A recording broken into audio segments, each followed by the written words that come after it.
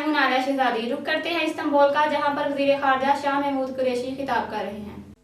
Distinguished co-chairs, foreign ministers of Heart of Asia participating countries, distinguished delegates, ladies and gentlemen, it gives me immense pleasure to be part of this Heart of Asia Istanbul Process Ministerial Conference. At the outset, let me thank the government and people of Tajikistan for their gracious hospitality and excellent arrangements in organizing this conference, despite serious health and logistical challenges posed by the COVID-19 pandemic. The pandemic has disrupted social and economic order on a scale not seen in living memory. Our prayers are with those who have lost loved ones and those who are struggling with this deadly virus. Excellencies, Heart of Asia Istanbul Process is an important platform bringing, participating and supporting countries together to advance shared goals of peace, stability and prosperity in Afghanistan. We value the CBM's led process and are committed to its steady progress. For us, Afghanistan is an important neighbor and a brotherly country with strong historical links. No other nation could claim to have such immutable bonds with Afghanistan and thus more desirous of peace and progress in Afghanistan than Pakistan.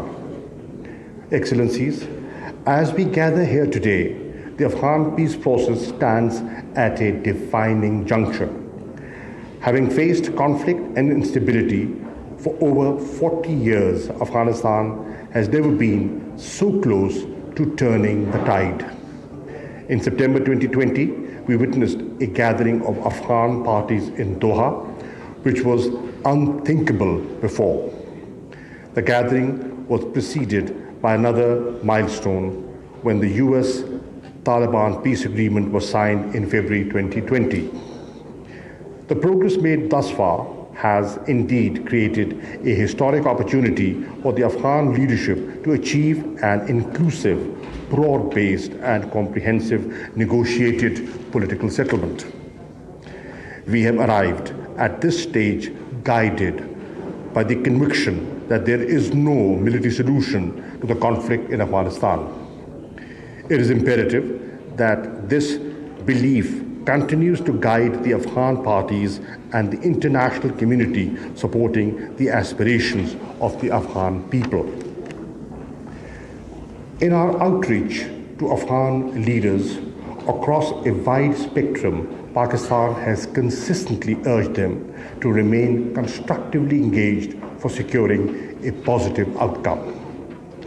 Our message to all of them is to take the process forward through good faith, substantive and result-oriented negotiations. Excellencies, we are cognizant that this historic opportunity for Afghan nation is also laced with formidable challenges. We have consistently cautioned against the role of spoilers both within and outside Afghanistan. We remain deeply concerned about the continuation of violence across Afghanistan resulting in loss of precious lives. We fear that any space gained by ISIS and Al-Qaeda could accentuate the threat of terrorism. We are concerned that the risks posed by damaged infrastructure and lack of economic opportunities may undermine the gains made in the peace process. Excellencies, when the Doha Peace Agreement was signed last year, we called it a moment of hope and optimism. It must be our collective endeavor to ensure that this hope is not dissipated, that this rare opportunity is not lost.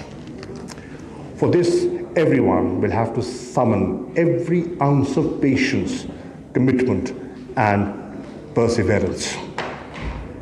Constructive engagement and consultations on all key aspects of the peace process are imperative. Going forward, flexibility and spirit of compromise would be indispensable. Going forward, I suggest we focus on consolidating and building upon the progress made through the Doha process, preserving the international community's investment and the consequent development gains made over the years, ensuring orderly and responsible withdrawal, making sure reduction in violence and ceasefire are achieved at the earliest, culminating the Afghan-led, Afghan-owned process into a sustainable political solution, securing the international community's financial engagement to support Afghanistan in its post-conflict path to progress, planning long-term reconstruction and economic development for Afghanistan, creating pull factors for the Afghan refugees to return to their homeland with dignity and honor through a time-bound and well-resourced plan. Distinguished participants, let me just briefly underline that besides facilitating the peace process, Pakistan is extending all possible support to Afghanistan. We have committed $1 billion for Afghanistan's development and reconstruction. Nearly 500 million have already been spent on infrastructure and capacity building projects. A new visa regime has been instituted to facilitate travel. Despite COVID-19, we opened 5 border crossing points to facilitate bilateral and transit trade. We are engaged with Afghanistan on revision of the transit trade agreement. Pakistan has also operationalized Gwadar Seaport for Afghan transit trade.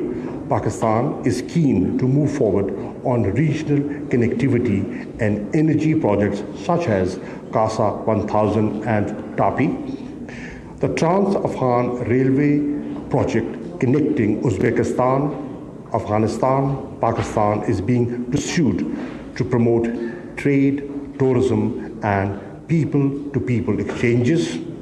The China-Pakistan Economic Corridor, as the flagship project of Belt and Road Initiative, is open with beneficial prospects for Afghanistan. Excellencies, under the Heart of Asia Istanbul process, Pakistan is a participant in all CBMs and a lead country in disaster management and environmental protection and agricultural development.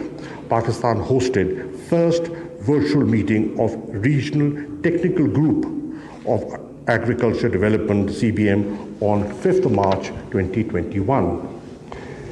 The areas of cooperation agreed in the meeting include plant quarantine system, advancement of seed industry, and value crop production. We believe our cooperation in developing agriculture in the Heart of Asia region will contribute in enhancing prosperity and improving livelihood in the region. All these steps are practical manifestations of our resolve to build close cooperative ties with Afghanistan.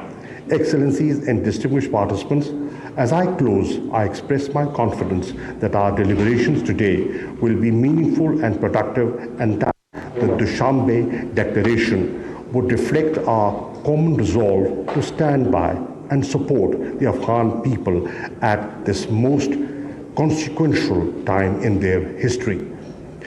For its part, Pakistan will continue to support a peaceful, stable, united, democratic, sovereign, and prosperous Afghanistan at peace with itself and with its neighbors. I thank you. मज़ीद update के लिए देखते रहें KNN news live, हर खबर तहकीक के साथ।